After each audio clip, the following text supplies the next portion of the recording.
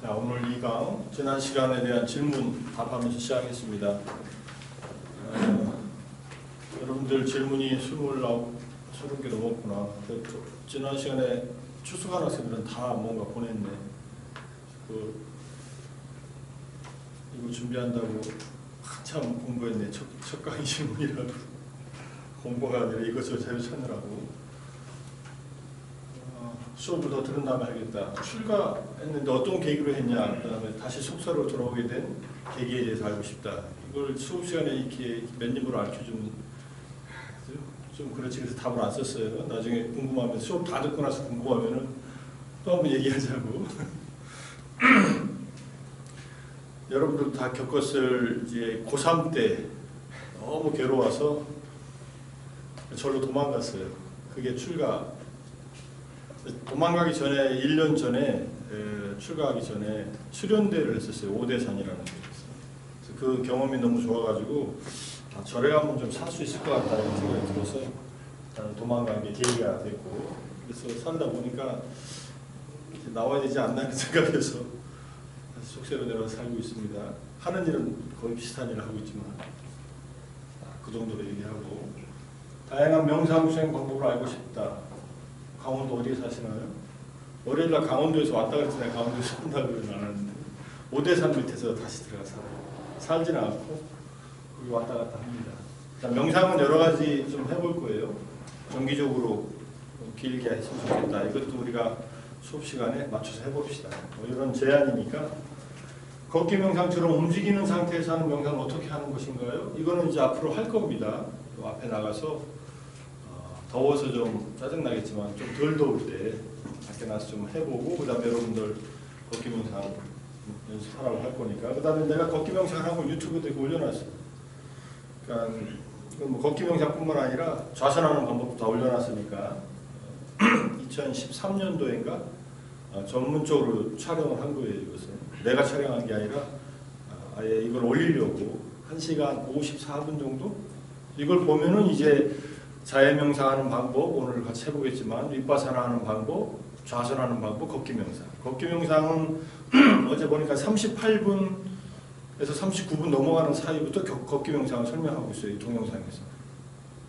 오늘 가서 한번 보세요. 질문하는 학생도 보고 여러분도 한번 보고. 오픈북 시험이 아니에요. 이 시험은 A4 4장을 참조할 수 있는 시험입니다. 오픈북이라고 해서 들어왔다면 빨리 드롭할 거. 내가 사인해줄게. 오늘이라도. 오픈북 하니까 무슨 좋은 점이 있냐면은 여러분들한테 부담감이 없는 면이 있는데 그 다음에 나한테 부담감이 없더라고. 답이 거의 같아. 그러니까 내가 어떻게 채점을 해서 전부 다 그냥 학점을 잘 주려면은 아무 상관이 없는데, 그래서 오픈북을 안 하니까 이렇게 정리해서 한 학기 우리가 쭉 배운 것을 여러분들 나름대로, 이걸 뭐 치팅 페이퍼라고 하는데 치팅이 아니라 그냥 참조 페이퍼를 만들어 가지고 와서 그걸 보고서 시험을 보면 됩니다. 시험 문제에 대해서는 뭐 알고 있는 친구들이 있을 거 아니에요. 이미 지난 학기에 다 내가 학생들한테 올려놨으니까. 시험 문제는 큰 문제가 하나 나오고 30점짜리가, 그 다음에 한 20문항의 단답형이 나와가지고 한 문제당 3점씩 해서 10문제를 선택해서 쓸 수 있게끔 내고 있어요. 이번 학기에도 그렇게 할지는 기말고사 보기 전날 이제 내가 결정한 문제지만. 그래서 30분짜리 논술형 문제가 우리가 배운 거 전체적인 내용을 아우르는 문제니까 그걸 이해를 못하고 있으면 답을 이렇게 뭐 4장짜리를 보고서 이렇게 하나하나 쓰는 문제가 아니에요. 일단은. 그다음 나머지 것들은 이제 작은 문제들은 개념에 대한 설명이거나 뭐 이런 것들이니까 그렇게 이해를 하시고 뭐 참조해서 본다 생각이죠. 인간다움이란 무엇인가요? 이거 찾느라고 이렇게 공부 많이 했네. 인간다움이 뭘까? 인간다움이 뭐 탐욕이 있고 화를 내고 어리석음이 인간다움일까? 그것은 인간다움이 아니라 불교에서 볼 때는 그냥 생명 있는 존재들이 갖고 있는 기본적인 토대가 탐욕과 분노와 무지의 토대가 있다. 근데 그것을 좀 벗어나려고 노력하고 벗어나 있는 상태를 추구하는 것이 인간다움이 아닐까? 덜 욕심내고 덜 화내고 덜 어리석으려고 노력하는 것. 그것을 기본적으로 황금률의 실천이라고 문화권에서 얘기했다. 그래서 어저께 황금률을 찾으니까 이게 예수님이 살았던 그 시대에 그곳에서 유대인 랍비 힐렐이라는 사람이 있었대요. 그러니까 AD 20년까지니까 청년 예수 때까지 예수님이 13살부터 행방이 묘연했으니까 만났는지 안 만났는지는 직접 안 만났어도 이 사상을 알고 있었을 것이다 얘기를 하더라고요. 당신이 당에서 싫은 일을 남에게 시키지 마십시오. 그 다음에 당신의 입장에서 되어보지 않고 상대방의 입장이 되어보지 않고 함부로 판단하지 마십시오. 이런 말을 했대요. 이 랍비가. 그리고 이 말을 3세기 로마 황제 세베르투스 알렉산더가 황금으로 써서 자기 거실에 이 말을 걸어놨대. 위의 말. 당신이 당에서 싫은 일을 남에게 시키지 말라. 이게 그래서 황금률이라고 한대요. 근데 이 말이 다 나와. 어저께 이 공자의 이 말은 뭐 여러분 다 알고 있는 말일 거예요. 자신이 원하지 않으면 다른 사람에게도 시키지 말아야 한다. 똑같은 말이죠. 여기에 기소불력이면 물시어인이라. 공자가 제자인 자공한테 한 말이에요. 자공이 공자님한테 선생님 제가 평생 동안 지켜야 될 하나의 하나의 말씀이 있다면 뭐가 있겠습니까? 그러니까 서라고 해서 서. 싹 치워버렸네.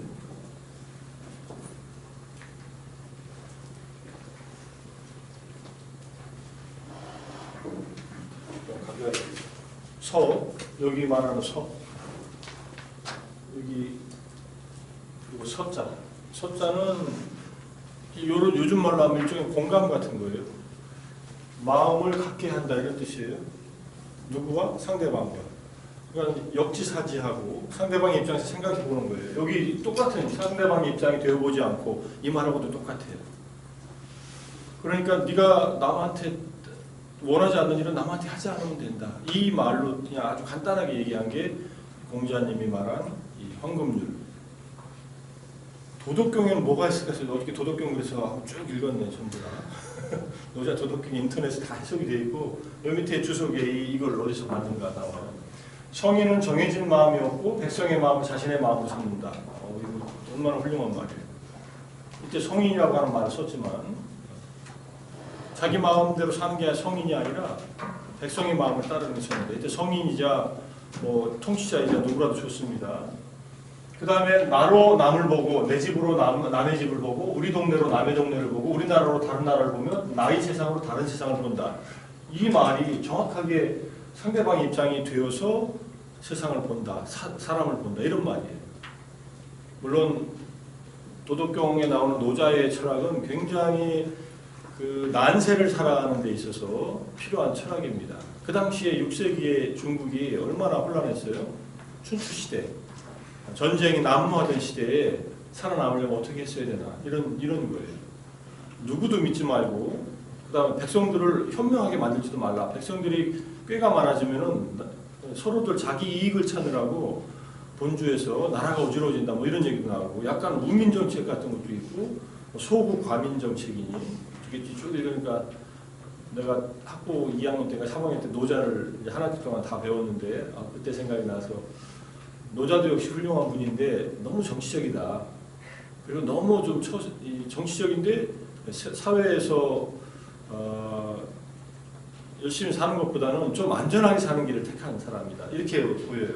그렇다 하더라도 이런 시각을 가지고 성인이나 통치자가 사람들, 일반 사람들, 백성들의 마음으로서 자신의 마음을 삼는다는 것은 굉장히 중요한 황금률의 일단을 볼 수 있는 내용입니다.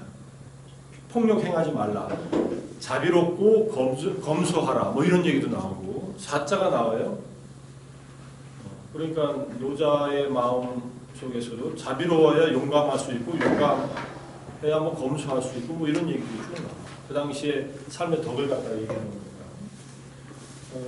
노자 선생님이나 공자 선생님 비슷한 얘기 하고 있고 그 다음에 부처님은 어떻게 얘기했냐면 마음으로 사방을 찾아보고만 자신보다 사랑스러운 자 볼 수가 없네. 누구에게나 자신이 사랑스러운 법 이렇게 얘기해놓고 그러므로 자기를 사랑하는 자 남을 해치지 마세요. 이렇게 간단하게 얘기했어요. 너 스스로 네가 사랑스럽고 네가 소중하지 않냐? 그러면 타인은 그 사람 나름대로 그 사람 소중하고 사랑스럽지 않냐? 똑같은 말이죠. 그러니까 내가 행복하기를 바라고 잘 되기를 바라는 것처럼 저 사람도 그러기를 바라는데 그 사람을 해치면 되겠느냐?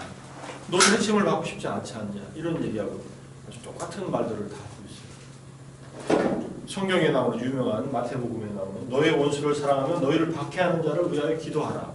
마태복음 5장 44절. 남에게 대접을 받고자 하는 대로 너희도 남을 대접하여라. 이것이 율법과 예언서의 본뜻이다. 그러니까 이 얘기가 저 힐렐의 말을 그대로 반영하는 말이다. 이렇게 얘기를 하는 사람들도 있어요. 이것도 마태복음 7장 12절. 마태복음의 이 얘기는 산상수훈에서 나오는 얘기라고 얘기를 하더라고요. 어쨌든 뭐 여기서 코란도 읽을까 하다가 코란 너무 두꺼워서 코란에도 분명히 이게 안 나오겠어요? 당연히 나오겠어요. 이게 인간다움의 기본이다. 네가 원하지 않는 일을 남에게 하지 말고 네가 대접받기 원하면 남에게 대접하라. 뭐 더 이상 인간다움의 이게 아주 기본적인 일이고 여기에서 더 올라가야 된다 이런 얘기를 하는 거예요. 좀 정리가 됐어요? 여기서 커트한 이 구절들은 여러분들 기억하고 있으면은 이게 추계 시대라고 하는 바퀴 에이지 오브 엑시스라고 해서 칼 야스퍼스가 얘기했던 추계 시대의 인간들이 서로 전쟁을 일으키고 서로 약탈하고 살육하고 하는 그 전쟁 속에서 인간이 살아남기 위해서 인간에게 서로 간에 지켜야 될 기본적인 마음으로 또는 규범으로서 제시한 전 인류의 공통된 그런 정신이었다. 이걸 황금률이라고 한다.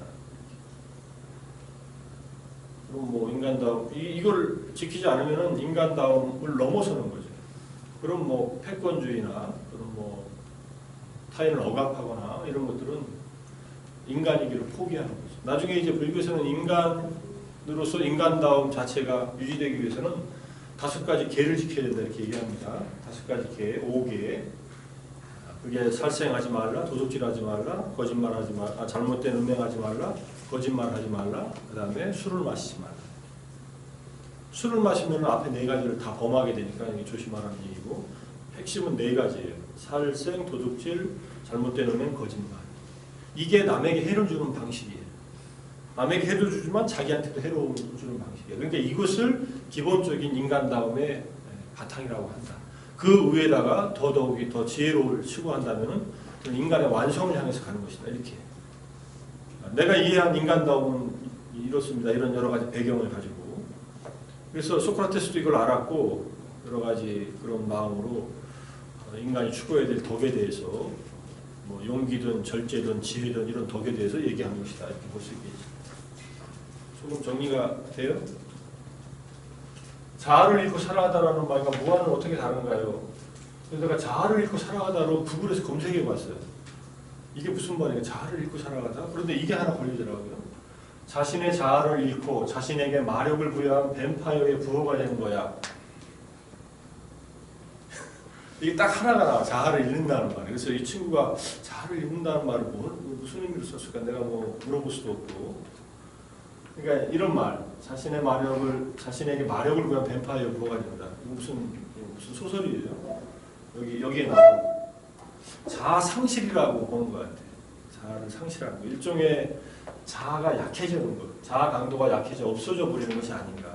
이거는 무아하고는 반대 개념이에요. 무아는 지혜에 의해서 자아라는 환상에서 벗어나는 것이다. 이거는 자아의 강도가 약해져가지고 남에 의해서 자기 마음이 조종당하는 상태. 이런 상태니까 다르죠.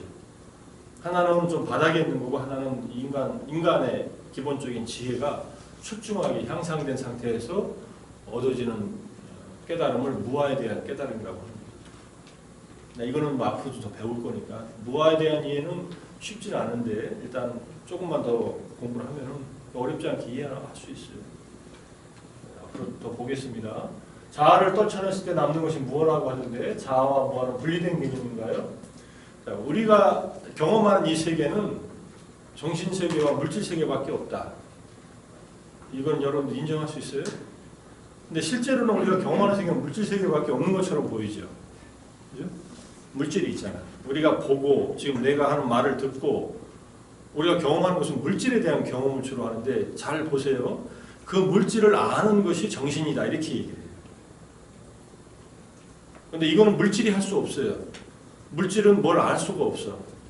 뭐 AI나 또는 무슨 뭐 여러 가지 요즘에 자율주행차 서울에서 한번 이렇게 시범 보였다고 하는데 그것은 그 AI라고 하는 5G를 이용해서 지금 한국에서 그래가지고 그 AI가 컨트롤하는 차를 운행시킨 거지 그거 자체가 그것을 인식하는 마음이 있어서 하는 것은 아니다. 근데 마음과 거의 유사한 작용을 하죠. 인지작용을 하니까 아티피셜 인텔리전스도. 그래서 정신과 물질이라는 것 나중에 이제 AI의 정신성에 대해서 분명히 지금도 얘기하고 있지만은 AI도 그럼 성불할 수 있느냐 깨달을 수 있느냐 뭐 이런 얘기가 나오지만은 기본적으로 별로 의미가 없는 질문일 수 있습니다. 뭔가 고도의 문제 해결 능력이나 이런 것들은 발전할 거예요. 여러분들 우리가 생각하는 것 상상 이상으로 발전할 겁니다. 앞으로 없어질 직업 중에 하나가 의사라는 말도 있어요. 이제 의사가 별로 오진율도 높은 인간한테 진단 맡기지 않고 AI의 의료적 데이터가 다 들어와 있는 AI한테 물어봐가지고 처방받고 우리 이 생리적인 데이터들 다 그 기계가 할 수 있잖아요. 그죠? 그 다음에 처방까지도 이제 기계가 내리는 AI가 내리는 그런 시대가 올 거예요. 그러니까 변호사도 별로 필요 없어질 수도 있지. 법리적인 다툼도 다 그 안에서 다 하니까 뭐 여러 가지 앞으로 직업은 어떻게 바뀔지 모르겠지만 당장 없어지진 않을 건데 앞으로 그런데 자아라고 하는 것은 정신과 물질의 임시로 부여한 이름일 뿐이다. 그런데 김재성이라고 하는 내 이름을 봐요. 김재성이 여기 서서 강의하는 거라고 그냥 보통은 생각하지만 김재성은 그냥 부모님이 나한테 부여한 이름일 뿐이에요. 근데 자아는 자기의 정신 물질에 대해서 이 정신 물질에 대해서 이게 나다라고 스스로가 그렇게 간주하고 부여한 이름일 뿐이다. 이게 기본적인 자아의 허구성을 얘기하는 거예요. 그때 그렇게 이해를 하고 이것도 앞으로 더 공부를 하겠습니다. 마음속에 화를 다스리는 법을 알고 싶습니다. 이게 다스리지면 얼마나 좋겠어요. 나도 잘 안 돼. 이거는 평생의 일이라고 생각하고 이제 부처님이 여러 가지로 방법을 얘기했어요. 그 중에서 하나를 소개하면 분노 또는 원한을 제거하는 5가지 방법이 있다. 이게 이제 경전에 나오고 이 경전을 여기다 붙여놨으니까 나중에 여러분들이 읽어봐요. 먼저 분노를 다스리려면 자애의 마음을 일으켜라. 자애는 타인의 행복을 바라는 마음, 자기의 행복을 바라는 마음이에요. 오늘 이제 자애 명상 할 건데 그 다음에 연민하는 마음을 일으켜라. 타인이든 자기든 연민이라는 마음은 고통에서 벗어나기를 바라는 거예요. 여러분들 화나면 마음이 굉장히 힘들죠. 그죠? 화나면 기분 좋아요? 아주 상쾌해져 머리가? 막 욕을 막 뱉어내면 이제 기분이 좋아져요? 카타르시스를 느껴? 그렇지 않죠. 그래서 연민이라는 말은 고통과 어려움에서 벗어나기를 바라는 마음을 일으켜라. 그 다음에 평정심을 유지하라. 평정심을 유지하는 것은 이거하고 연결되어 있어요. 행위는 자신의 주인이다. 또는 우리는 우리의 행위에 상속하는 우리의 행위의 주인이다. 이런 얘기예요. 이 말은 나중에 더 자세히 나오지만 우리 스스로 개개인은 자아는 없는데 행위를 해요. 마음이 있어요. 마음의 의도적인 마음으로 뭔가를 의도적으로 합니다. 그게 행위예요. 그게 업이고 그리고 그것을 그 결과를 받아요. 뭐가? 정신물질이. 계속 자아를 정신물질로 이렇게 환원시키면 돼요. 육체적인 이 물질과 그 다음에 끊임없이 일어나는 정신작용들 이것 속에서 행위를 하고 그것에 의해서 결과를 받는다. 그러니까 내가 화를 내면 나에게 해롭구나 라는 생각을 평정심을 유지하는 쪽으로 쓰는 거예요. 약간 지혜로워야 되겠지. 그 다음에 그 원한이 있는 일이나 기분 나쁜 일에 대해서 기억하지 말라. 마음 챙기지 말라. 마음 기억하지 말고 그 다음에 마음이나 주의를 기울이지 말라. 그 일에 대해서. 화가 쌓이고 쌓이다 술을 먹고 폭발하는 경향이 지금까지 살면서 있었는데 얼마나 살았길래 화를 이렇게 쌓아놨다가 폭발을 해. 이제 여러분들 20대 초중반일 거 아니야. 이렇게 화가 쌓이고 쌓이는 일이 많았나? 이건 대부분 자기가 원하는 대로 안 되는 자기 이 성질 때문에 그런 경우가 많아요. 또 밖에서 일어난 일의 문제도 있겠지만 그래서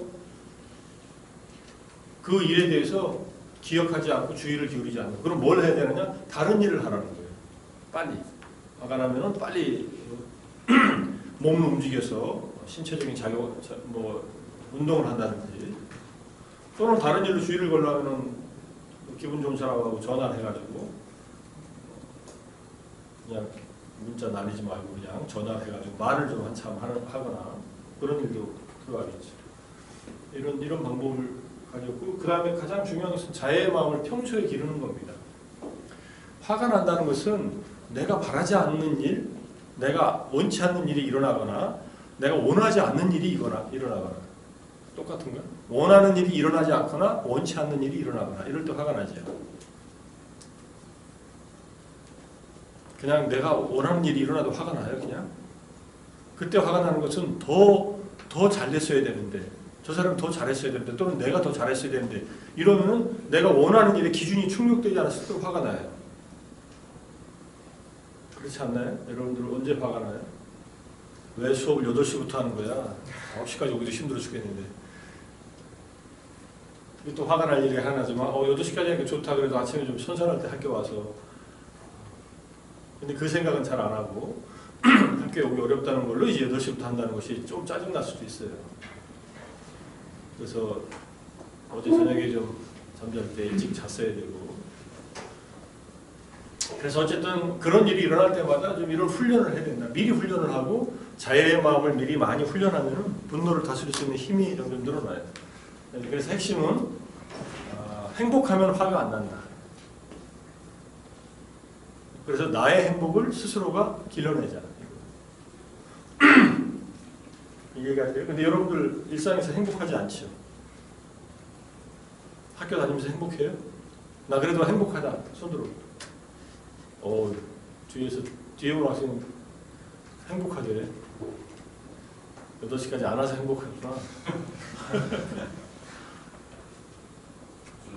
질문이 있는데요. 예.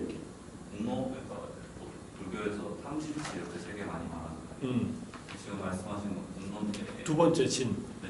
반복하면은 보통 탐욕이나 나머진 거 무지? 네.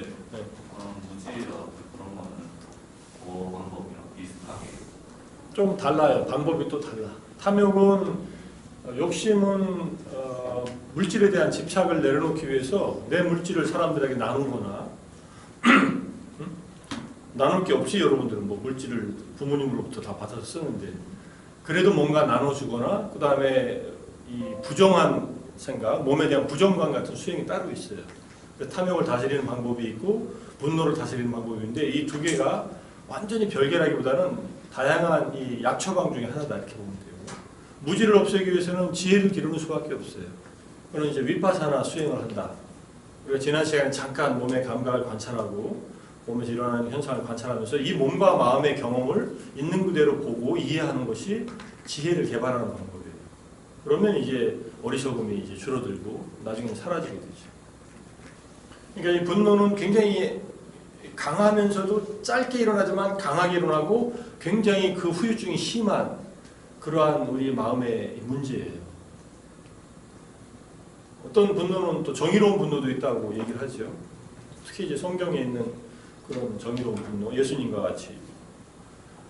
근데 불교는 이제 정의로운 분노보다는 정의롭고 비폭력적으로 사람들에게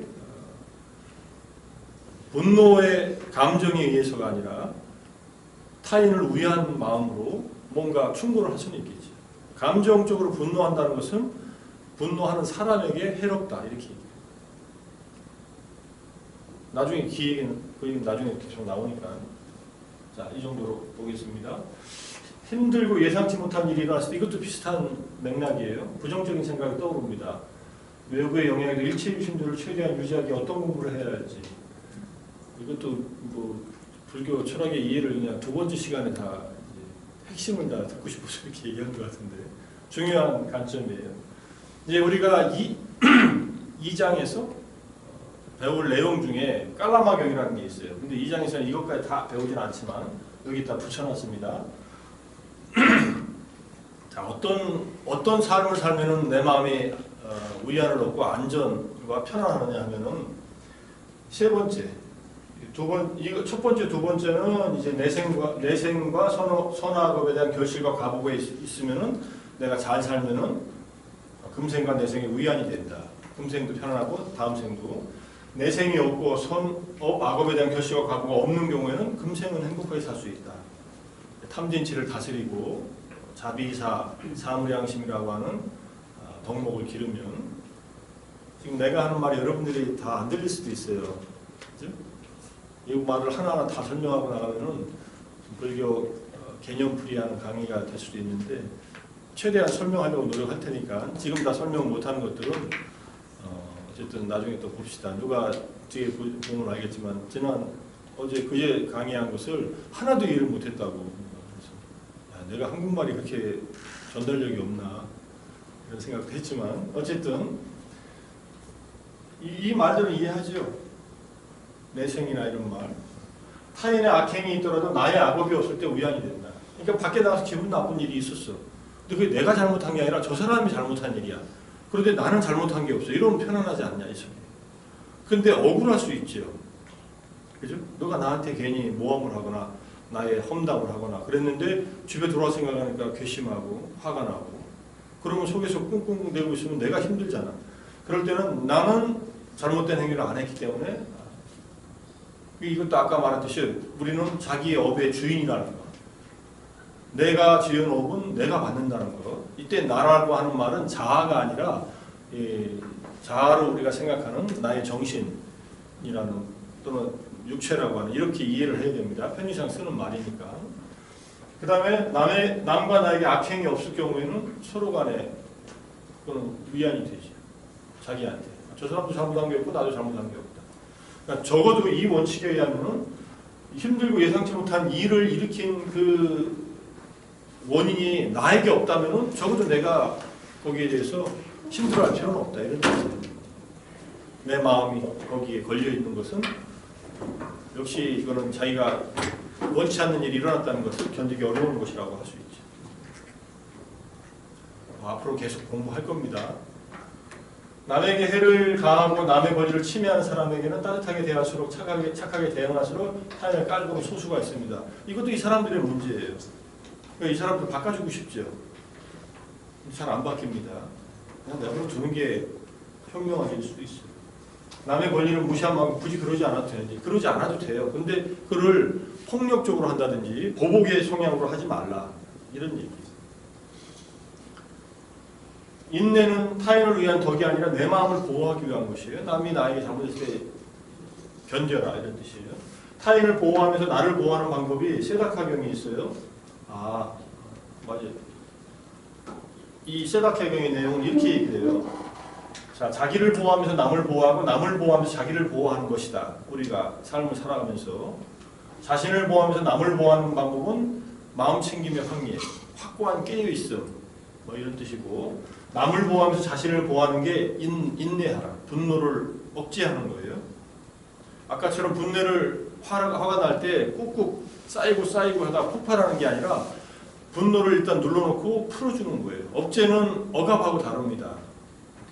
심리학에서도 쓰는 말이 달라요. 억압은 눌러놓고서 나중에 이게 폭발해버리는데 누르고 하다가, 억제는 눌러놓는데 그 다음 조절하는 거예요. 그 다음에 해치려는 마음이 없는 거. 저 사람이 나한테 잘못했어도 상대의 고통을 갖다가 내가 상대에게 고통을 주려는 마음이 없이 그 고통에 대한 공감을 하고서 저 사람이 힘들어서 저러구나, 빨리 그 고통에서 벗어났으면 좋겠다, 이런 마음을 일으키는 거. 자애, 자신과 상대의 행복을 바라는 마음. 그 다음에 함께 기뻐함, 상대의 행복과 행운이 지속되기를 바라는 마음. 이런 마음을 통해서 남을 보호할 때 나를 보호한다, 이런 뜻이에요. 이런 경전이 있다. 넘어가고, 불교가 종교로 분류되는 이상 신앙의 마음으로 접근해야 하는 것인가요? 불교에는 실천해야 될 7가지 전법을 얘기해요. 7가지 바른 법이 있다. 그것이 무엇이냐? 첫 번째가 믿음이에요. 무엇을 믿느냐, 불교는? 부처님은 깨달았다는 사실을 믿어요. 일단은. 내가 안 깨달았으니까 모르잖아. 우리가 믿는 것은 내가 확인할 수 없는 일을 마음을 열어놓고 접근하는 방식이에요. 그게 믿음의 기본이에요. 아는 것은 믿을 필요 없지요. 그죠? 분명한 것은 믿을 필요 없죠. 내가 깨달으면 부처님을 깨달았다 안 깨달았다 믿을 필요 없어요. 그건 사실을 확인하면 되니까. 믿음이라는 말은 비슷하게 쓰는데, 자, 믿음이 일단 그렇고, 그 다음에 또 하나의 믿음은, 기본적인 믿음은, 아, 나의 행위는 그 결과가 일어난다. 이게 아직은 이해를 못하지만, 확인을 다 못했지만, 믿음으로써 접근할 수 있는 것 중에 하나예요. 인과 응보의 사상. 자, 그 다음에 자신의 잘못을 부끄러워할 줄 알고, 자신의 잘못을 두려워할 줄 안다. 두려워하죠. 부끄러워하고 두려워하면 잘못을 저지르지 않는다는 뜻이에요. 이게 무슨 수치심을 느끼라는 게 아니라 부끄러워해서 잘못을 저지르지 않고 두려워해서 잘못을. 부끄러워하는 것은 스스로 부끄러워하는 것이고, 두려워함은 나보다 더 나은 스승이나 또는 훌륭한 사람이 알까봐 두려워해서 하지 않는 것입니다. 비유를 부끄러워하는 것은 이제 공주가 갖는 태도고, 두려워하는 것은 시녀가 갖는 태도라고 해요. 계급 사회로가 아니라 공주는 스스로가 자기의 잘못이 공주로서 합당하지 않는 것이 부끄러워서 잘못을 저지르지 않지만, 시녀는 잘못하면 큰 일이 벌어지니까 두려워서 잘못을 저지르지 않는다. 이런 뜻이에요. 그 다음에 많이 배운다. 여러 학기에 나와서 열심히 배우고 있으니까 이런 거예요. 많이 배우고.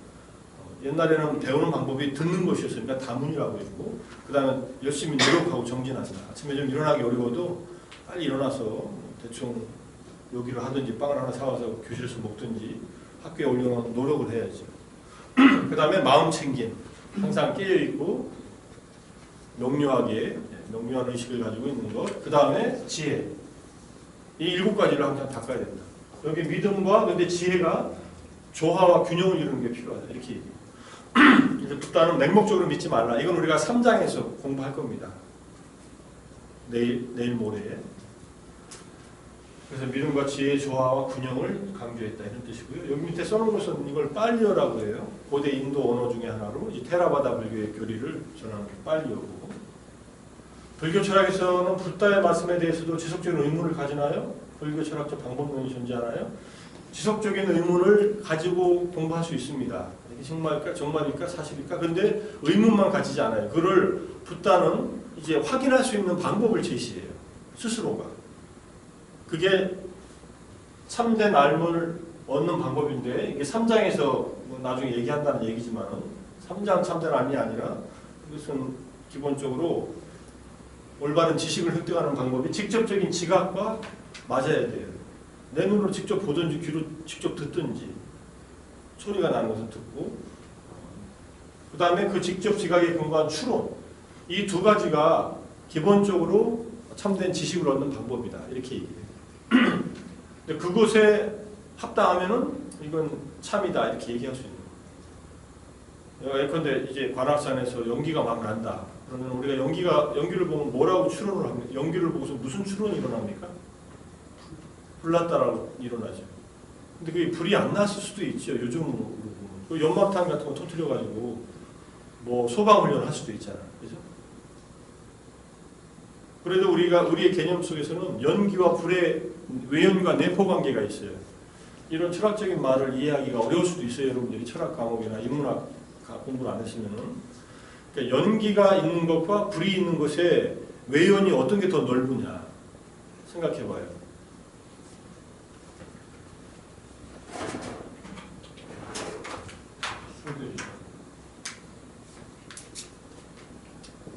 연기와 불, 어떤 게 더 외연이 넓어요? 연기가 넓어? 진짜일까?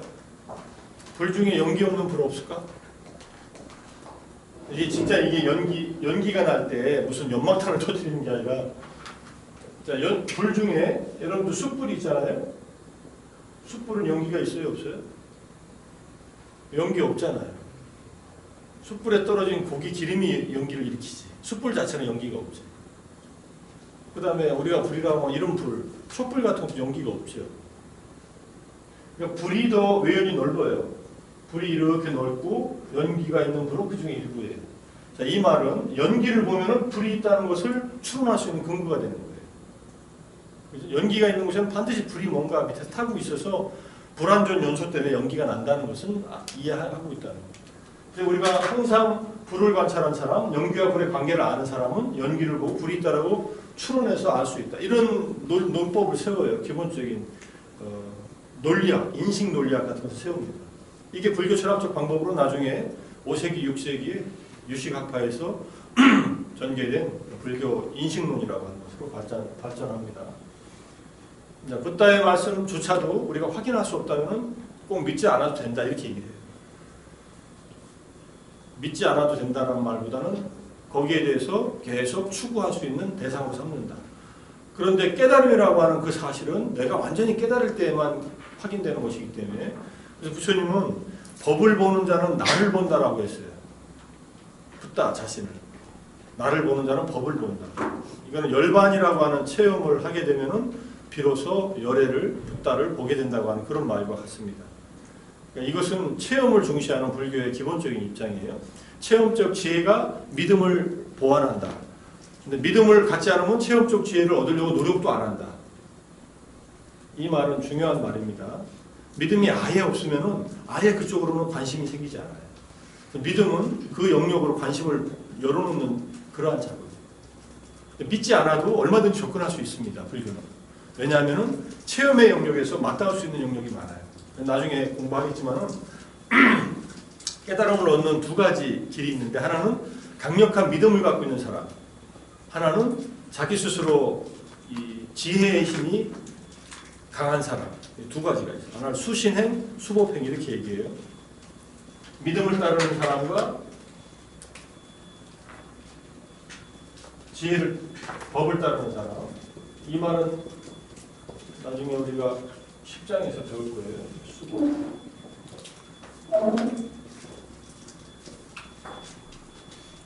믿음과 자기 자신의 실천, 행동을 통해서 깨달음으로 접근하는 방법이 있어요.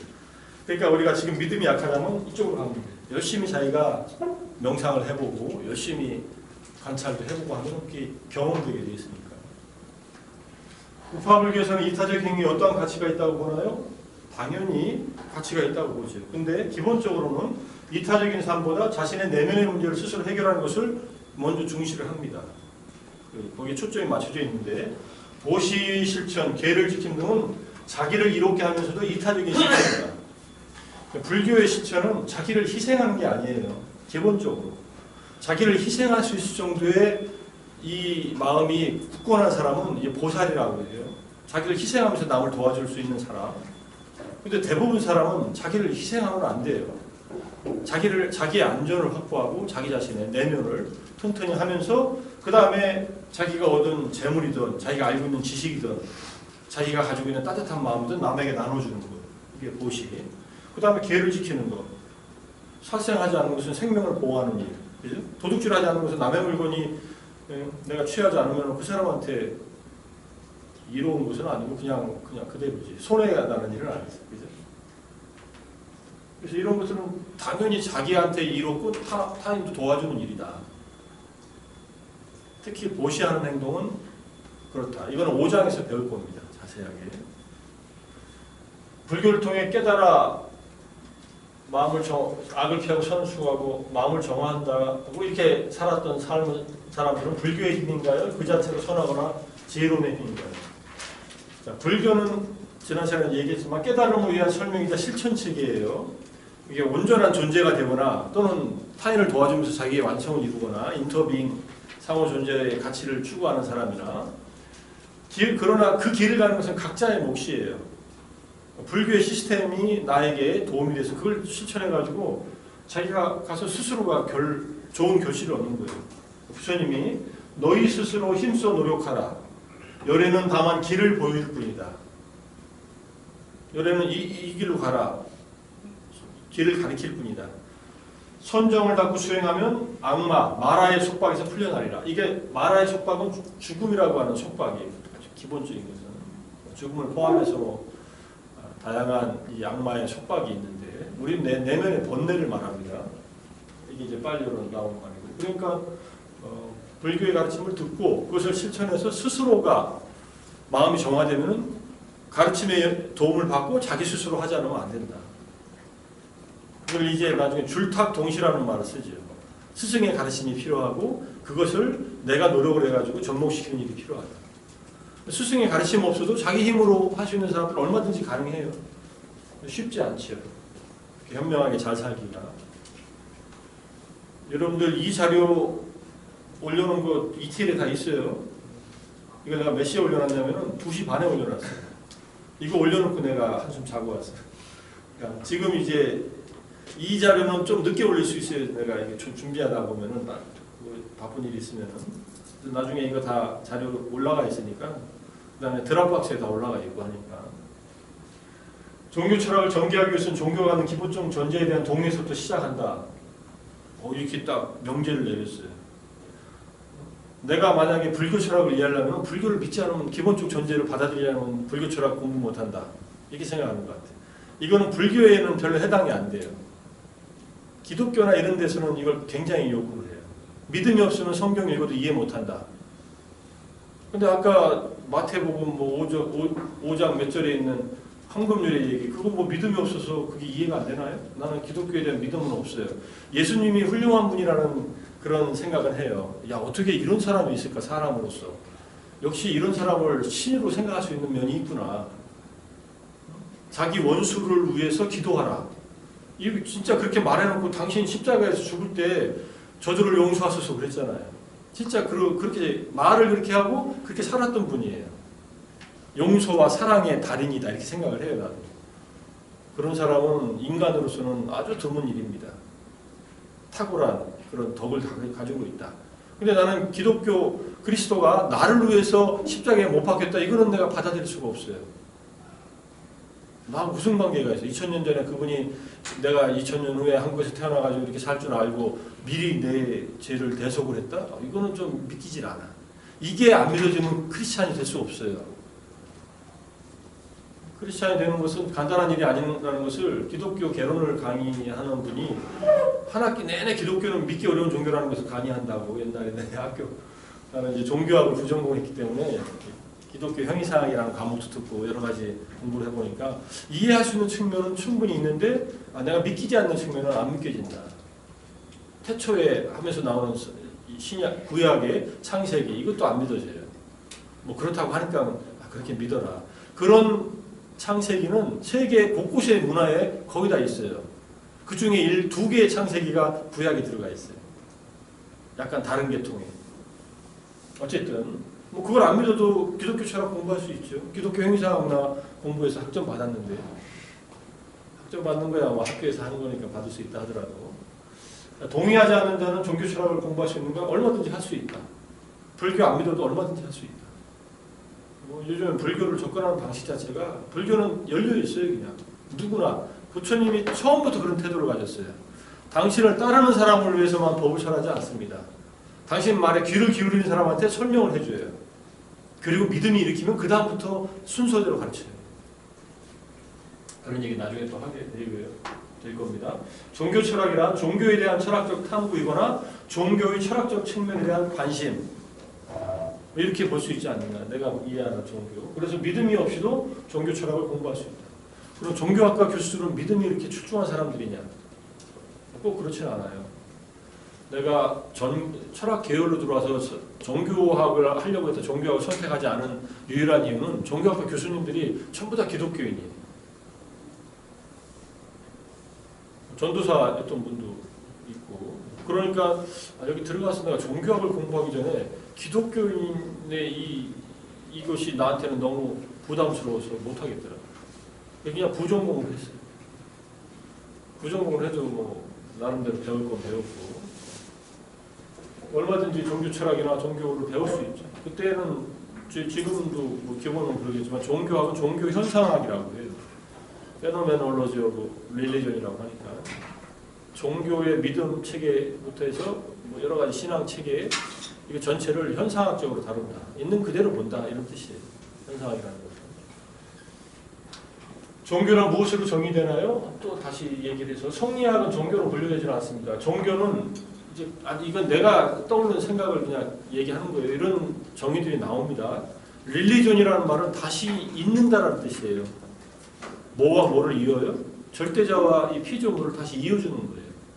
에덴 동산에서 선악과를 먹고 추방됐던 아담과 이브 피조물을 다시 믿음을 통해서 창조주가 이어주는 작업을 한 게 릴리전이라는 말의 원어입니다. 근데 그것보다는 그 외에 그런 종교가 아닌 수많은 종교가 있는데 궁극, 최상, 성스러움에 대한 믿음, 관심, 경외감, 그다음에 그것을 추구하는 문화를 종교라고 한다. 종교는 다양할 수밖에 없죠. 이 얘기도 나중에 좀 더 나올 거예요. 종교는 다양한 방식으로 추구를 하는데 절대자가 있는 종교, 절대자가 없는 종교, 이것을 자연종교라고 하는 말을 써요. 기독교 쪽에서는. 그래서 가톨릭 쪽에서는 자연종교도 어느 정도 역할을 한다. 그래서 인정을 해요. 불교도 들어가고 뭐 도가도 들어가고 유교도 들어가고 인간의 내적인 성품을 착하게 하는데 기여한다. 그렇지만은 우리 신을 믿는 우리가 진짜 종교다 뭐 이렇게 얘기를 하죠. 그런 식으로. 어쨌든 뭐 그거는 그들의 입장이고 유교는 사상이나 철학으로 보는 면이 많습니다. 기본적으로 삶을 살아가는 방식에 대한 윤리고 철학이고 사상인데 종교적인 면으로 접근하는 사람들도 있어요. 당연히. 성리학은 고전 육아의 주자학, 양명학 이게 성리학의 두 흐름 아니에요? 거기에 불교의 화엄학이나 불교의 선이 결합되면서 굉장히 현란하게 이론적으로 바뀌면서 여러 가지 뭐 이원론, 불교에서는 이제 이사라고 하는 원리와 현상을 갖다 설명하는 방식이 있는데 그런 것들을 철학적으로 굉장히 정의화시킨 거예요. 중국에서는 주시가 있고 왕양명이 있고 둘 다 불교를 아는 사람들이 송나라 때 그게 이제 우리나라에 들어온 게 성리학이고 성리학자들이 불교를 그래서 모르면은 그 내용을 이해할 수가 없게끔 돼 있어요. 근데 거기에는 굉장히 종교적인 측면이 강해요. 여기서 말하는 철, 도, 리 이런 것들은 궁극적인 것에 대한 관심이에요. 천명에 대한 얘기, 진인사, 대천명 이게 논어에 나오는 말인가요? 인간이 할 일을 다 하고 천명을 기다린다. 이때 천명이 하느님의 명령이라고 이해할 수도 있지만 기독교인들은 그냥 결과가 어떻게 되든지 간에 수용한다 이런 뜻으로도 받아들일 수 있어요. 근데 그런 원리가 있다. 우주에는. 이건 노자도 마찬가지로 도에 대한 얘기를 하고 성인에 대한 얘기를 하고 도를 깨달은 사람은 성인이 있고 이렇게 얘기를 하니까 다 종교적인 측면들이 다 있죠. 궁극적인 것에 대한 관심이 있다. 동양사상 분류가 좀 마음에 안 든다. 그냥 마음에 안 들어도 그렇게 분류하는 방식으로 하나 소개했으니까 너무 유라시아 전체를 동양사상이라고 하지는 않습니다. 서양사상은 분명하게 그리스, 로마의 바탕을 둔 철학적 전통. 그 다음에 그 외의 것들은 다, 그 다음에 이집트는 아프리카잖아요. 그 다음에 이쪽 중근동부터 동아시아는 다 이게 동양사상이라고 그냥 한 거예요. 지역적으로.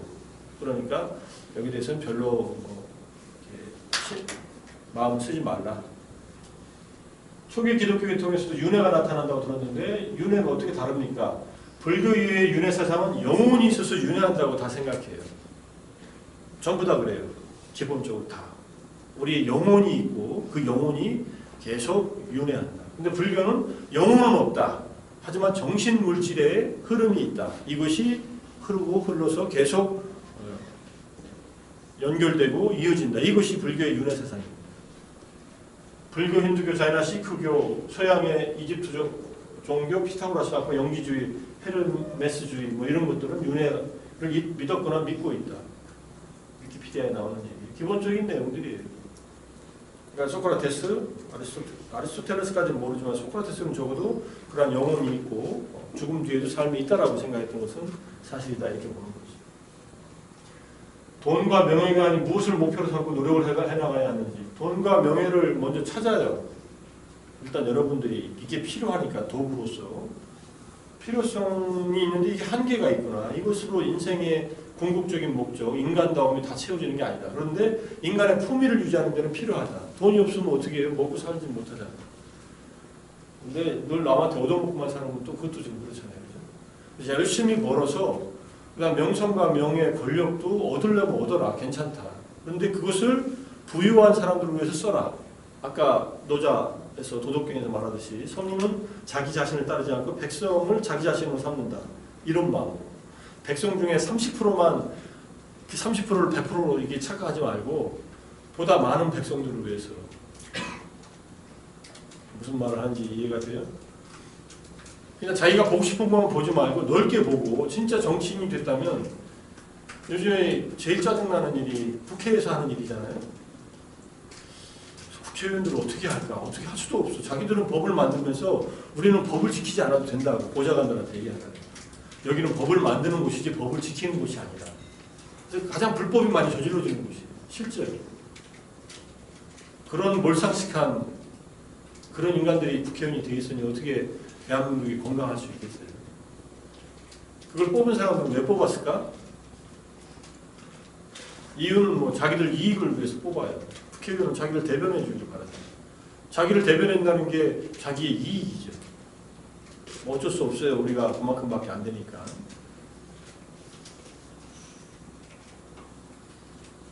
국민의 대의기관으로서 국회의원을 300명을 뽑아놨더니 일하는 사람 소수고 많은 사람들은 한 달에 1,000만 원씩의 월급을 받으면서 그럼 1,000만 원이라는 월급 적지 않습니다. 그죠? 다 떼고 1,000만 원 들어온다는 거.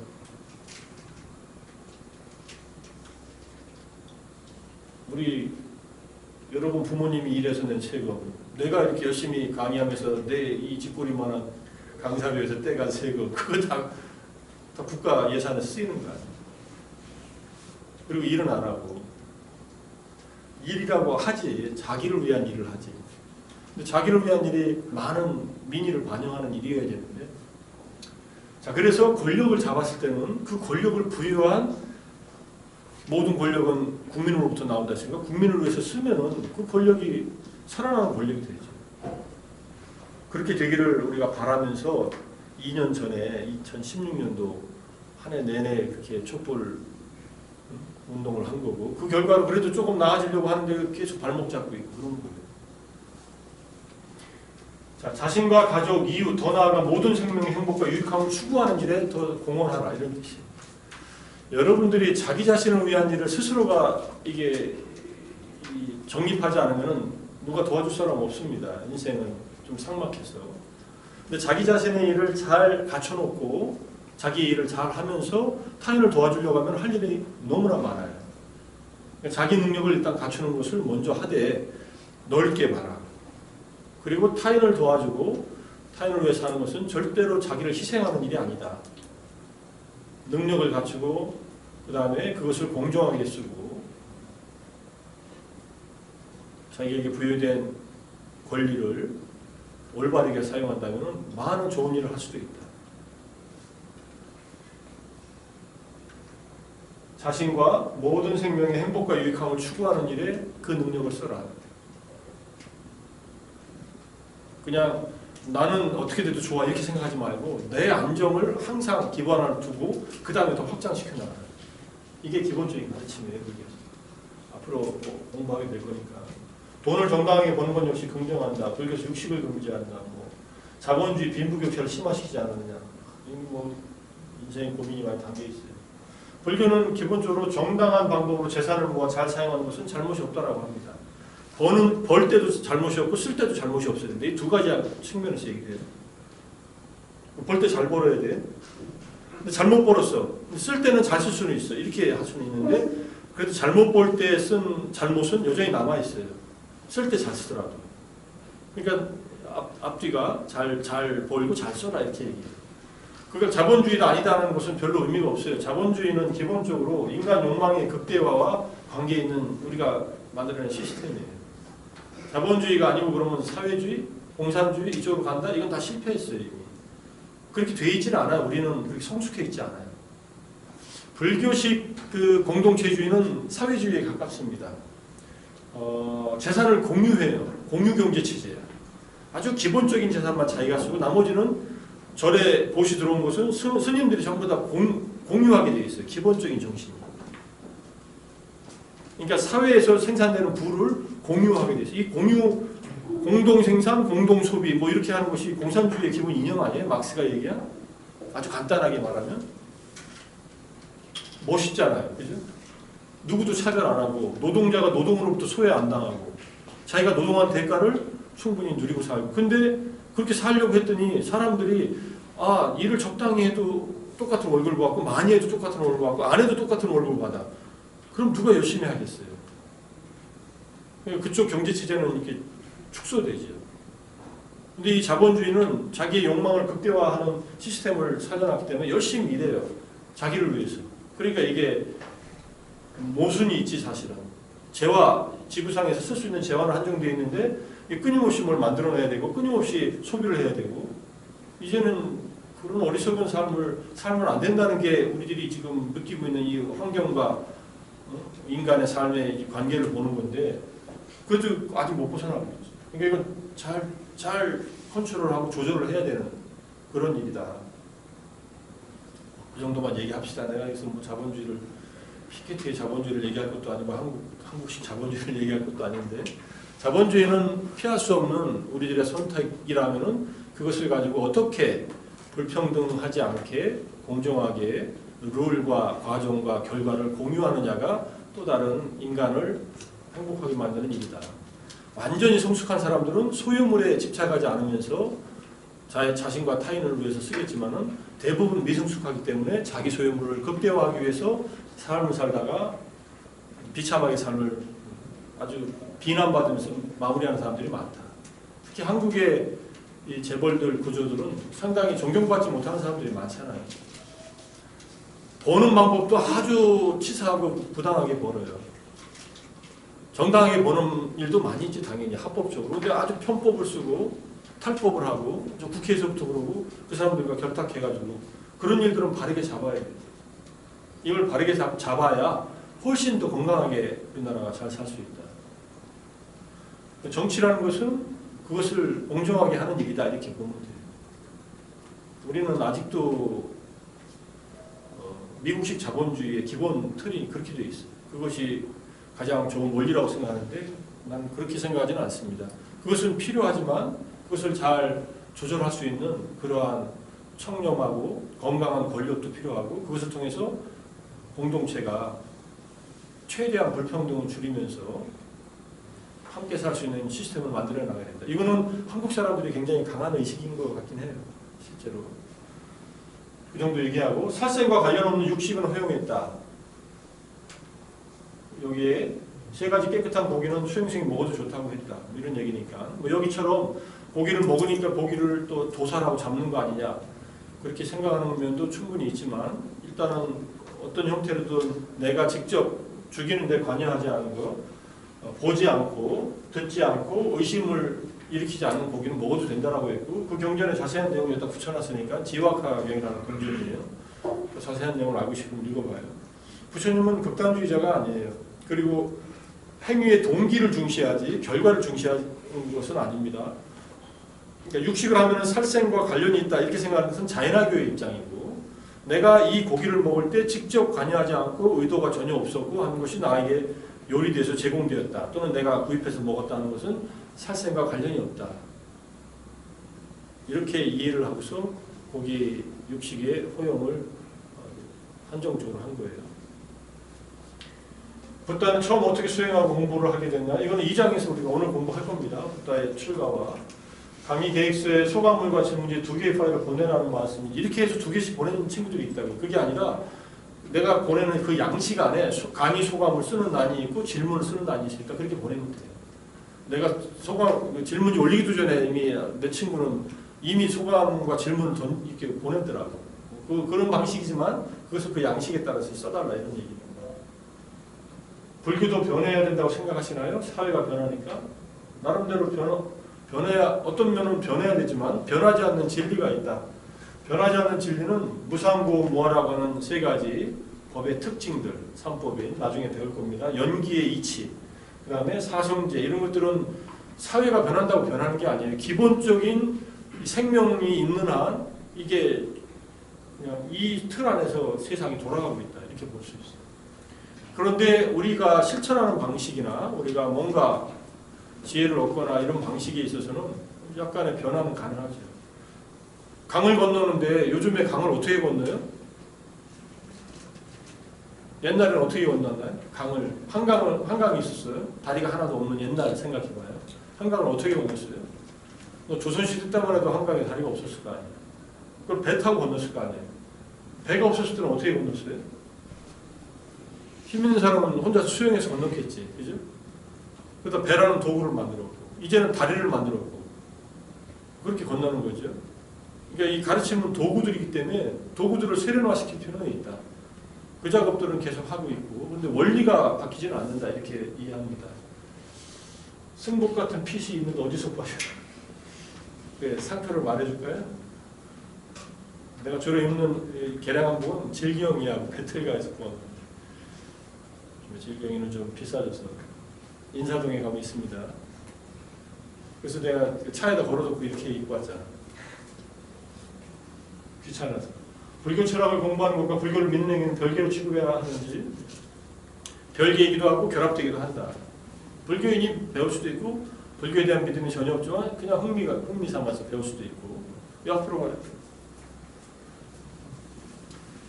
자, 많은 불교 신자는 보시에 의한 기복적인 신앙생활을 합니다. 한국에서는 기도를 하고 가족을 위해서 기도하고, 여러분도 부모님, 어머님이 특히 절에 다니라고 여러분들 서울대학교 학교 가라고 얼마나 가서 기도했겠어요, 그죠? 기도한 학생 손 들어봐요. 우리 어머니가 나 여기 한 사람밖에 없어? 둘, 셋, 넷, 다섯.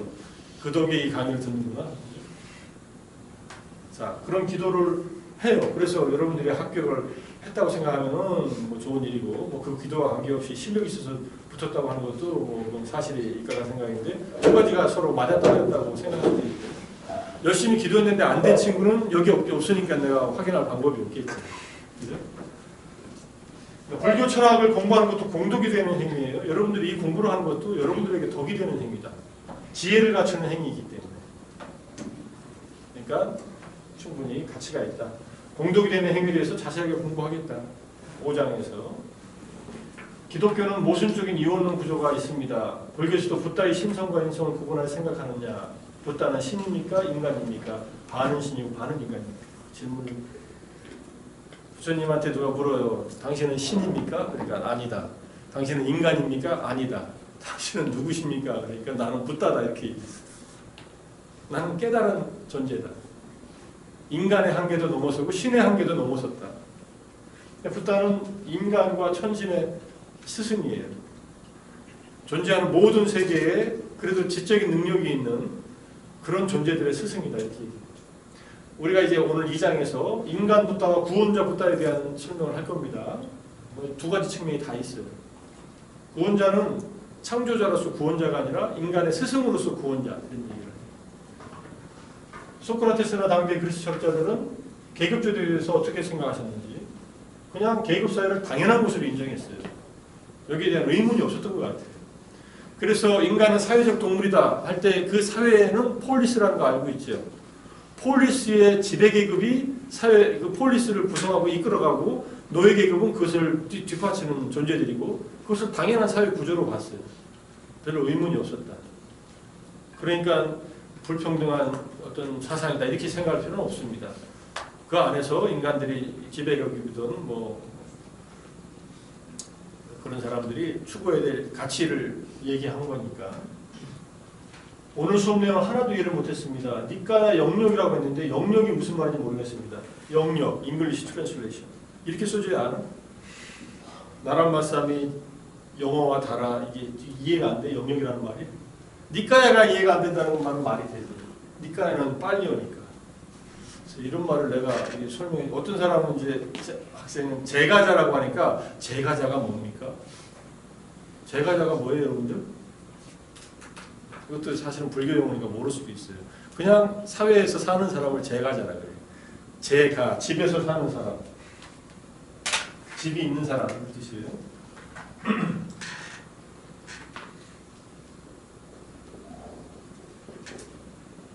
한문으로 있으면 이렇게 자기 가정생활을 하는 사람은 제가자라. 이런 말은 특별한 말이죠. 근데 영역이라는 말은 특별한 말이 아닌데 니까야에 붙여가지고 어려웠나 봐요. 자, 불교에서는 같이 존재한다는 것은 존재는 어떤 의미인가요? 기본적으로 존재는 생명 있는 존재가 있고 생명 없는 존재가 있어요. 이 세상으로서 공간을 유효하는 공간을 말하는 환경 세계가 있고 그 안에 살고 있는 생명 세계가 있다. 이 두 개가 결국 서로 조건화돼서 흘러가고 있다 이런 뜻이에요. 이렇게 생소한 용어를 좀 설명 좀 해주십시오 했는데 뭐가 생소한지 잘 모르겠어요. 영역이라는 말이 생소했다는 건지. 여러분들 영역 처음에 니까의 영역 할 때 영역이 무슨 말인지 몰랐던 친구 손 들어봐요. 솔직하게. 몰랐어? 또 몰랐어? 그럼 잉글리시 트랜슬레이션 이렇게 써놓으면 이제 아는 건가? 오케이.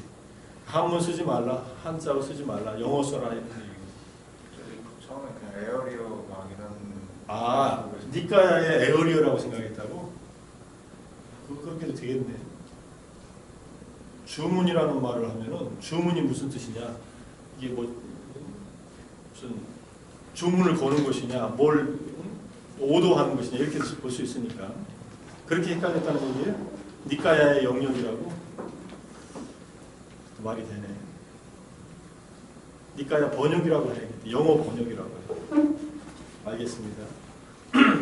불교라는 종교에 처음부터 윤회사상이 있던 건가요? 윤회사상은 불교 이전에도 이미 있었어요. 바라문교에도 있었지만 영원히 윤회한다는 가르침이었고 붓다는 깨달음을 통해서 윤회를 확인합니다. 완전한 깨달음을 이루기 전날 밤에 숙명통을 해요. 당신의 과거가 쭉 보여요. 그 다음에 깨달음을 이루기 그날 밤에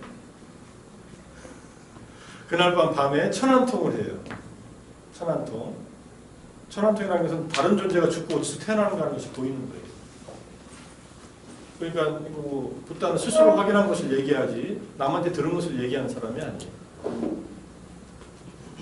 윤회사상은 지배계층인 정치수사를 많이 이용돼서 그런지 긍정적인 느낌만 들지 않아요. 이거 이렇게 해서 영원 윤회나 업에 의해서 하층으로 태어나고 계급이 정해진다 하는 것은 힌두교에서 하는 말인데 부처님은 태어남에 의해서 어떤 존재도 차별받지 않고 구별되지 않는다.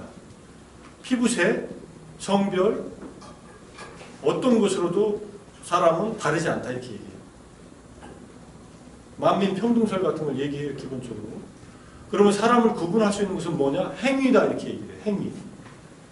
그래서 도둑질하는 사람을 도둑이라고 하고 그 다음에 그 사람을 잡는 사람을 경찰이라고 하고 농사짓는 사람을 농부라고 하고 행위가 그 사람의 붙여지는 이름이다. 행위 자체가 나쁜 행위도 있고 좋은 행위도 있지만 직업으로서의 행위는 귀천이 없다. 이런 얘기도 있고. 윤회사상을 믿는 사람도 많지만 믿지 않는 사람이 많은데 윤회사상을 대할 때 건강한 태도는 기본적으로는 인과응보의 사상, 업과 그 과보, 행위와 그에 따른 결과가 나타난다는 사상. 여러분들이 윤회를 안 믿는다 하더라도 태어나서 지금까지 살아온 여러분의 삶을 부정할 수는 없죠. 그것도 못 믿겠어요? 나 태어날 때 누군지 모르고 10살 때 기억 없고 그것과 나한테 아무 상관이 없어. 지금의 나는 나일 뿐이야. 현재만 존재하는 거예요. 제가 어저께 주문한 책이 Physics of Time이라는 책을 주문했어요. 시간의 물리학이라고. 실험 물리학자가 썼대. 그래서 내가 뭐 목차를 보니까 한번 읽어야겠다. 현재 지금이 무엇이냐, now가 무엇이냐를 물리학적으로 설명하는 거예요. 시간이란 무엇인가요? 아주 심각한 문제입니다, 사실은. 자, 어쨌든 우리는 지금 이 순간밖에 사실은 없는데 이 순간이라는 것은 한순간도 멈춰있질 않아요. 시간으로 보면. 근데 시간이 흘러가는 것이 아니라 존재하고 있는 것들이 변하고 있는 거예요. 바뀌고 있는 거예요. 그죠? 벌써 수업 시간이 1시간이 넘었어요. 바뀌고 있죠. 계속 흘러. 근데 이게 시간이 저기 초침이 돌아가는 것도 저 물리적으로 저렇게 만들어 놓은 게 돌아가는데 실제로 지구가 자전하고 공전하는 이 속도, 지구가 태양을 한 바퀴 도는 것을 1년으로 삼고 지구가 한 번 자전하는 것이 하루죠. 그죠? 그렇게 정해놓았을 뿐이에요. 그러니까 지구의 시간이지 이거는. 화성이나 목성에 가면 시간 개념이 달라지겠죠. 하루도 달라지고 1년도 달라지겠죠. 그죠? 이게 시간은 그래서 상대적이다. 공간과 시간은 이게 함께 결합되어 있다라고 이해하기 시작한 게 아인슈타인입니다. 근데 여전히 상대성 이론은 우리가 쉽게 이해할 수 있는 이론이 아니에요. 그거는. 대략 그렇게 그냥 이해하고 있고. 그래서 윤회 사상이라고 하는 것을 이제 과거로부터 지금까지 어떤 원인이 있으면 결과들이 조건이 있으면 결과가 나타난다는 것을 받아들이면 이 생이 있으려면 전생이 있었겠다. 이 생이 끝나면 다음 생도 있겠다. 이렇게 연결시키는 것이 윤회사상이에요. 그걸 직접 확인하면 되고 직접 확인하지 못한다면 그냥 일단 잘 살자. 잘 사는데 없으면 이 생이 행복하고 잘 살아서 다음 생이 없으면 이 생이 행복하면 되지 않느냐. 다음 생이 그냥 없으니까 어차피. 근데 잘 못 살았다 그러면은 아, 내 생이 없을 것 같아서 막 살았어요. 근데 죽을 때쯤 생각하니까 이게 도저히 불안하고 다음 생이 있을 것 같아서 힘들어. 뭐 힘들지 않고 죽을 수는 있겠지만은 그렇지만은 죽은 뒤에 다음 생이 있으면 어떻게 할 거예요? 이 생에 잘못한 일에 대한 결과를 다음 생에 이어져서 받는다면 나라는 존재가 받는 것이 아니기 때문에 괜찮다 이렇게 생각하는 사람도 있어요 실제로. 그런데 어제의 나와 지난 시간의 나와 오늘의 내가 이게 연결이 되어 있잖아요. 여러분의 삶이 어제의 여러분과 오늘의 여러분 이게 자아는 없어도 정신과 물질의 조건 관계가 계속 이어져서 흘러가고 있기 때문에 이것은 영향을 미치고 계속 흘러간다는 거예요. 그런데 이 생이 끝나면 다 없어져 버려. 정신도 없어지고 마음, 물질도 없어지고 물질은 자연스럽게 에너지 불변의 법칙에 의해서 물질계로 다시 흩어지죠. 그래서 우리의 이 물질, 육체에 구성하고 있는 이 물질들은 다시 다 분해되어 버려요. 태워서 없애든 그냥 묻어서 썩든 다 그냥 다시 자연계로 환원되어 버리고 말아요. 물질은. 그럼 정신은 어떻게 되느냐? 정신이 사라진다고 보는 사람들이 이제 허물론자들이고 정신이 또 다른 에너지로 역할을 해서 다음 생으로 연결된다고 하는 것이 윤회를 인정하는 것인데 정신의 영원성을 부여한 것이 영혼의 윤회설이고 정신은 영원하지 않다고 얘기하는 것이 무아윤회를 주장한 불교의 입장입니다. 이렇게 일단 이해하고 갑시다. 윤리학, 예술철학 아는 바가 전혀 없었습니다. 내가 윤리학, 예술철학 가르치려고 한 게 아니니까 이런 분야가 있다는 것 정도는 이제 뭐 공대를 다니든 뭐 이과를 전공하든 좀 알아야 될 건 알아야죠. 그죠? 대학이라는 데가 필요한 것은 내가 직업에 필요한 지식만이 아니라 인간으로 사는 데 필요한 다양한 지식들을 이게 좀 간접적으로 한번 들을 수 있는 시간과 공간이 주어졌다. 그러니까 이런 인간의 학문 분야, 인문학 분야에 대해서 여러분들 이 강의를 들은 것도 좋은 일이고 고마운 일이지만 좀 더 관심을 가져라. 우리 인간상과 밀접하게 직접 관계되는 직업에 관계되는 것이 아니라 인간의 삶 자체와 관계된 인문학적인 그런 소양에 대한 것을 갖고 있어야 된다. 스티브 잡스가 인문학의 소양을 가지고 테크놀로지에 적용하라 이렇게 얘기하잖아요. 그래서 그 사람이 나름대로 성공을 한 거라고 생각을 해요. 인문학적인 상상력이 없으면 인간에게 기술을 적용하지 않는 기술이라고 한다면 무엇을 위해서 기술을 적용하겠어요? 여러분들의 직업을 가질 때 만약에 공학도로서 이게 마지막. 자, 지금까지 내가 답한 것 중에 궁금한 거 있으면 질문해도 좋아요. 예. 무아윤회라고 하셨는데 응? 그러면 무아윤회라고 하셨는데 무아윤회. 네. 그러면은 그 고정된 자아가 없는데 내 전생을 그러면 어떻게 정의 되는 건가요? 그러니까 예를 들어서 어제는 누구였어요? 그러니까 본인의 제가 어제. 10년 전은 누구였고 20년 전은 누구였어요? 태어날 때 그 갓난 아기가 있잖아요. 그 아기가 조건에 의해서 성장해서 지금 이렇게 됐잖아요. 그죠?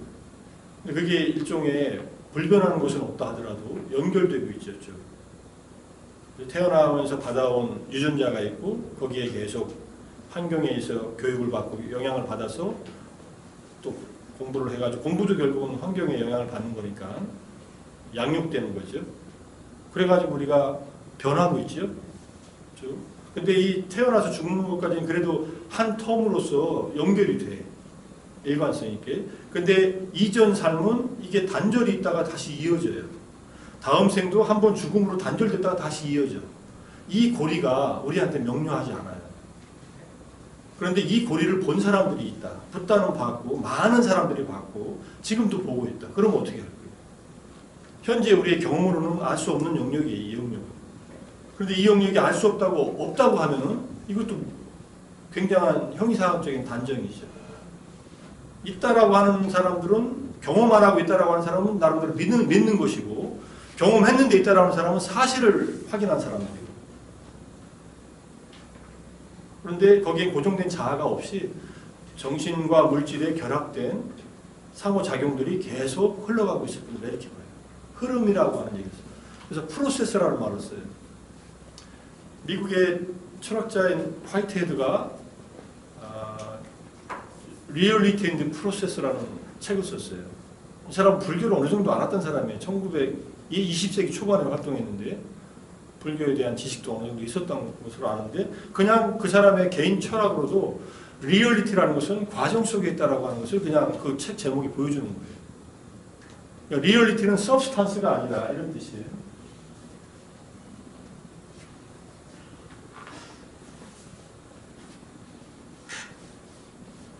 여러분들이 이제 우리가 앞으로 어제도 얘기했지만 리얼하다는 것이 뭐예요?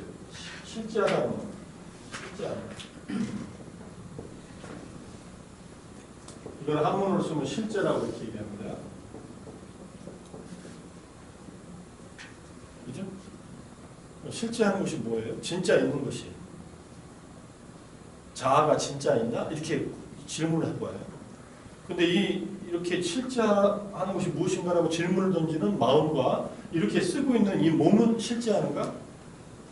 실제하는 게 뭐냐? 이 물음을 끝까지 파고 들어가서 의심한 사람이 데카르트예요. 데카르트가 뭐라 그랬어요? 데카르트의 유명한 명제. 나는 생각한다, 고로 존재한다.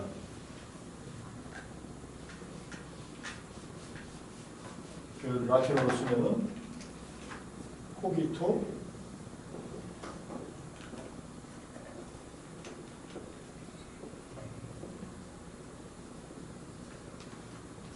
숨이라는 말은 I am이고 이거는 I think, therefore I am 이런 말이에요. 한 번도 어려워 죽겠는데 무슨 라틴어까지 쓰냐고. 이건 그냥 상식이니까 그냥 영어로 I think, therefore I am. 이 사람은 왜 이렇게 생각했을까? 본래 존재하기 때문에 사유하는 것이 맞지 않아요? 그죠? 존재가 문제예요? 사유가 문제예요? 여러분들은 존재하기 전에 사유할 수 있어요? 그런데 모든 것을 의심해 보니까 마지막에 의심하지 못할 것이 하나가 남더라. 그게 의심하고 있는 그 마음, 사유 자체는 의심이 안 된다. 이 의심도 가짜가 아닐까? 라고 의심하는 그것 자체. 그래서 사유를 한다는 것이 존재를 증명하는 것이 된 거예요. 거꾸로 이렇게. 나는 사유하기 때문에 존재한다는 것을 부정할 수 없다 이런 뜻이에요. 이게 IM은 이 실제라고도 할 수 있어요. 그러면 이 사람이 진짜 내가 존재한다고 생각한 거예요. 이 사람은. 나의 영혼이 존재한다고 생각한 거예요. 근데 불교는 그러한 마음작용만 있을 뿐이다. 고정된 실체가 없다. 하지만 그 마음작용이 끊임없이 물질과 서로 조건화되어서 서로 조건을 주고받으면서 흘러가고 있는 프로세스만 있다.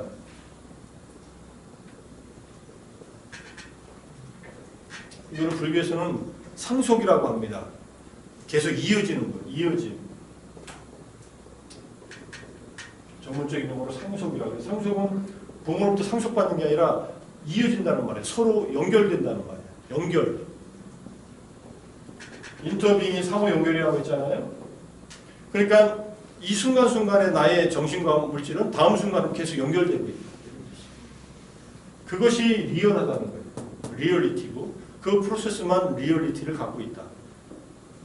그러니까 이게 뭐 서양 철학에서 정반합이라는 거 들어봤을 텐데 무엇이 태제가 있으면 거기에 반대되는 안티태제가 있고 그것을 합하는 신태제가 있고 신세시스가 있잖아요. 정반합, 변증법이라고 하지만 변증법이라고 하는 것은 변화를 인정하는 철학이에요. 변화하는 것을 파악하려고 하는 철학이에요. 기본적으로. 뭐 어렵게 생각하지 말고. 나라는 존재는 한순간도 멈춰 있지 않아요. 프로세스로서. 계속 프로세싱하고 있는 거야. 그런데 그것이 실제하는 모습이에요. 그러니까 과거생이 있다고 보든 없다고 보든 미래생이 있다고 보든 없다고 보든 이 존재의 영역, 조건이 있는 한 이 생명은 계속 이어진다. 지금 우리가 사는 이 한 생은 그 텀 중에 한 텀이다. 인간으로서의 한 세상을 사는 것뿐이다. 양쪽으로 무한히, 앞으로도 무한히 이어질 것이고 과거는 헤아릴 수 없는 곳까지 거슬러 올라간다. 이건 이제 나중에 얘기할 겁니다. 시간의 시작은 우리에게 알려지지 않는다. 시간의 시작에 대한 불가지론에 대한 얘기를 할 겁니다. 불가지론, 알 수 없다. 회의주의적인 불가지론이 아니라 진짜 알 수 없어서 알 수 없다라고 하는 얘기가 오늘 이제 공부에서 나옵니다. 뭐 질문도 다 듣기 전에 나 혼자서 막 얘기해서 좀 더 이해가 됐는지 좀 더 헷갈리는지 모르겠지만 윤회에 대해서는 너무 지금 윤회가 나는 도저히 못 믿겨진다 하면 이걸 이제 에포케 하라고 그래요. 가로치고 좀 남겨놔라. 판단 중지하라. 이게 그리스의 그 회의주의자들이 쓰던 방법이에요. 필론이라고 하는 사람이. 이 필론은 인도에 왔었어요. 기원전 3세기에. 그래서 인도의 자이나교를 만나고 그다음 자이나교가 약간 이 진리의 상대주의적인 입장이거든요. 이것이다라고 주장하면 이게 싸움이 일어나니까 이것은 이런 면에서는 이렇고 이건 이런 면에서는 이렇고 이렇게 얘기해요. 근데 그게 약간 회의주의적인 태도가 있어. 진리를 결정을 못해. 결정장애 비슷하게. 그게 회의주의적인 태도인데 지금은 알지 못하는 것에 대해서는 윤회에 대해서는 내가 확인하지 못하는 일은 판단은 중지하자. 그럴 수도 있겠다. 그렇지 않을 수도 있지만 그럴 수도 있겠다. 내가 다 모르는 영역도 많으니까. 그죠? 내가 직접 경험해서 아는 영역은 너무 적어요. 그렇게 보는 게 윤회에 대해서는 건강한 태도일 수 있습니다. 아까도 얘기했지만 하지만 우리의 행위는 결과를 남긴다. 그 정도만 일단 이해하자. 우리가 인간으로 태어났다는 것은 과거에 뭔가 좋은 일이 많이 했다는 얘기다. 이렇게 볼 수도 있어요. 인간은 좋은 삶이니까. 무엇보다? 동물보다 그 다음에 지옥보다 뭐 지옥은 보지 못했지만 동물들보다 적어도. 자, 여기까지 얘기할까요? 야, 1시간 한 20분 얘기했네.